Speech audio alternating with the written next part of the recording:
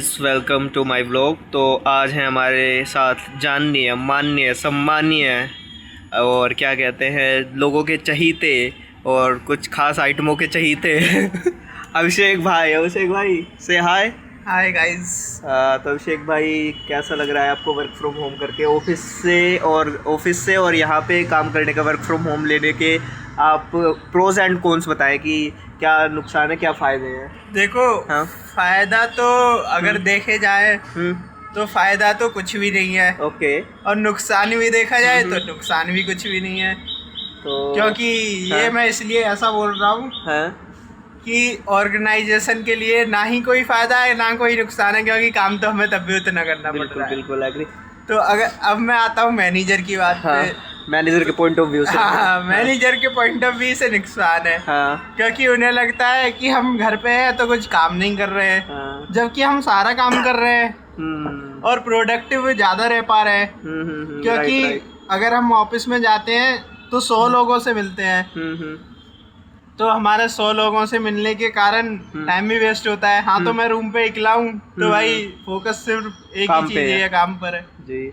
तो डिस्ट्रैक्शनों से बच रहा हूँ मैं बस। तो अभिषेक भाई, मैं इस पॉइंट को मतलब कि दूसरे नज़रिए से भी रिप्रेजेंट करूँगा। आप कहते हो कि मैनेजर को लगता है कि हम काम नहीं कर रहे। मेन बात ये है, दूसरी बात कि उनके पास भी कुछ काम नहीं है, तो उनको एटलीस्ट ये दिखाना है मैनेजमेंट को कि हम एम्प्लॉयज़ को संभाल रहे हैं। अगर मैनेजमेंट को ये पता चल गया कि वर्क फ्रॉम होम पे भी एम्प्लॉयज़ उतनी प्रोडक्टिविटी दे रहे हैं, तो मैनेजर्स का तो कोई रोल ही नहीं है। ये सच्चाई, ये पोल खुल जाएगी। तो मैनेजर चाहते हैं कि हमारे सामने आए तो हमें सिर्फ ये दिखेगा कि हाँ ऑफिस आना कंपलसरी है।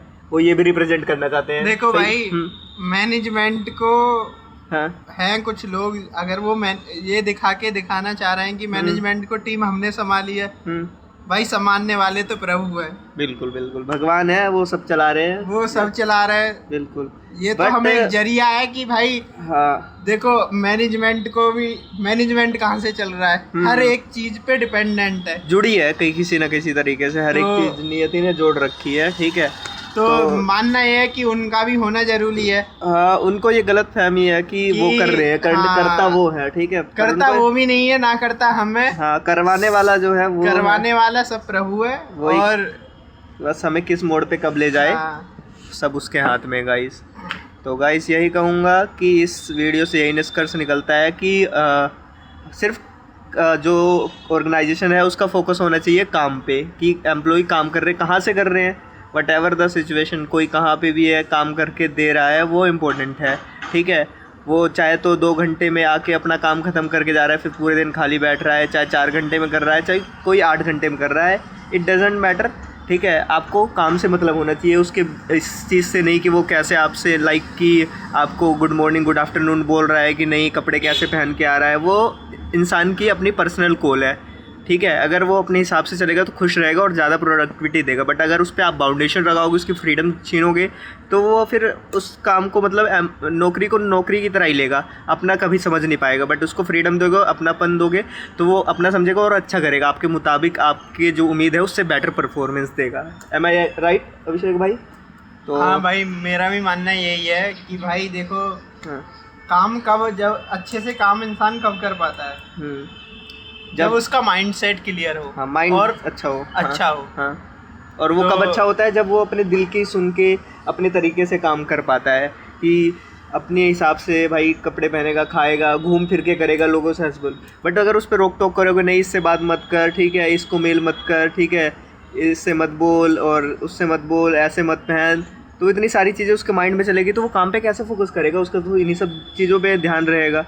तो ये सब चीज़ों एज अ ऑर्गेनाइजेशन में जो मैनेजर्स हैं उनको समझना चाहिए, अपने बिहेवियर में चेंज लाना चाहिए, उनको एक्चुअल में मैनेजर का रोल समझना चाहिए। उन्होंने समझ रखा है कि नीचे वालों को काम करवाना ज़बरदस्ती, मतलब कि जैसे डंडा लेके काम करवाना, वो रोल नहीं होता। एज अ लीडर, अगर आप एज अ लीडर पर्सपेक्टिव से देखोगे तो एम्प्लॉयज़ अपने जो है उनको, कलीग्स को साथ लेके चलना होता है, उनको दबाना नहीं, नीचे रखना होता। ठीक है। बट यहाँ पे इंडिया में बहुत गलत माइंडसेट है। ठीक है। जो इसीलिए लोग बाग यहाँ पे मतलब कि नौकरी के पीछे भाग रहे हैं क्योंकि यहाँ की स्थिति बहुत ख़राब है। ठीक है। इंडिया कहने को विश्व गुरु है, अभी भी बहुत बैकवर्ड है। ठीक है।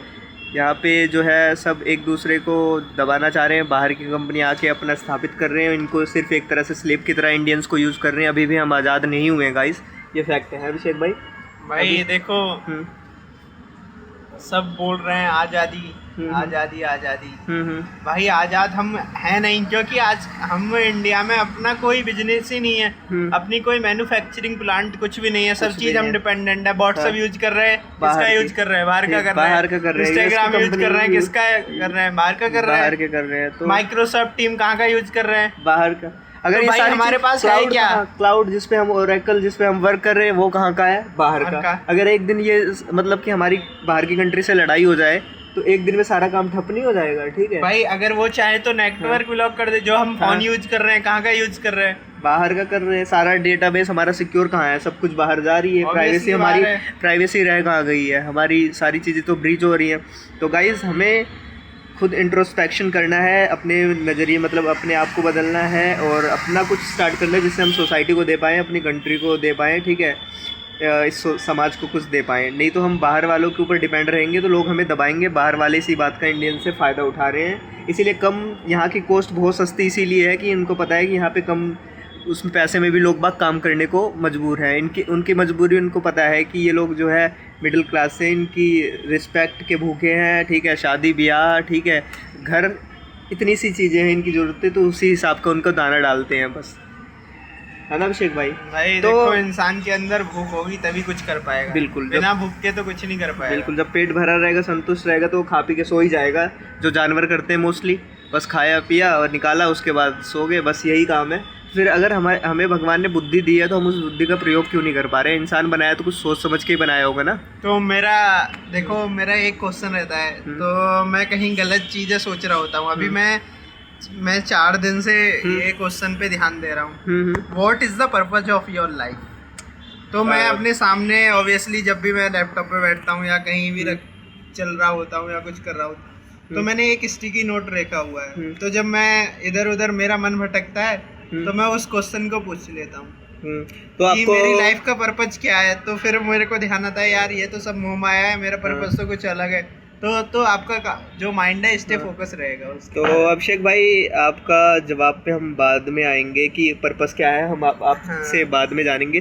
तो मैं अपना मतलब कि नज़रिया बता देता हूँ पर्पस क्या है। बेसिकली मेरी लाइफ का पर्पस है to be happy at any cost.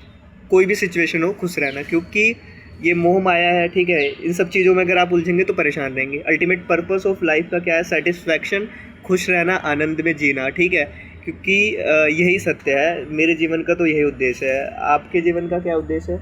मेरे जीवन का ये है कि मैं तो खुद खुश रह लेता हूँ। हाँ। मैं जहाँ रहूँ आसपास के लोग भी खुश रहें। वही प्यार, जब आप अपने आप से प्यार करोगे तभी तो प्यार लुटा पाओगे। हाँ। तभी आपकी सराउंडिंग खुश रहेगी। जब आप खुद खुश नहीं रहोगे तो आप कैसे एक्सपेक्ट कर रहे हैं कि आपके आसपास वाले लोग खुश रहेंगे? तो आप अगर पॉजिटिव रहेंगे तो आपके पास आसपास पॉजिटिविटी जो ऑरा है वो ऑटोमेटिकली क्रिएट हो जाएगा गाइस। तो गाइस मेरी एक मीटिंग है, मुझे याद आ गया कि मैं अभी स्लेव हूँ एस्टर का तो मुझे जो है एक मीटिंग अटेंड करनी है, तो इस लोग को यहीं पे समाप्त करते हैं guys. Bye bye bye. Meeting का नोटिफिकेशन आ चुका है गाइस। Bye bye.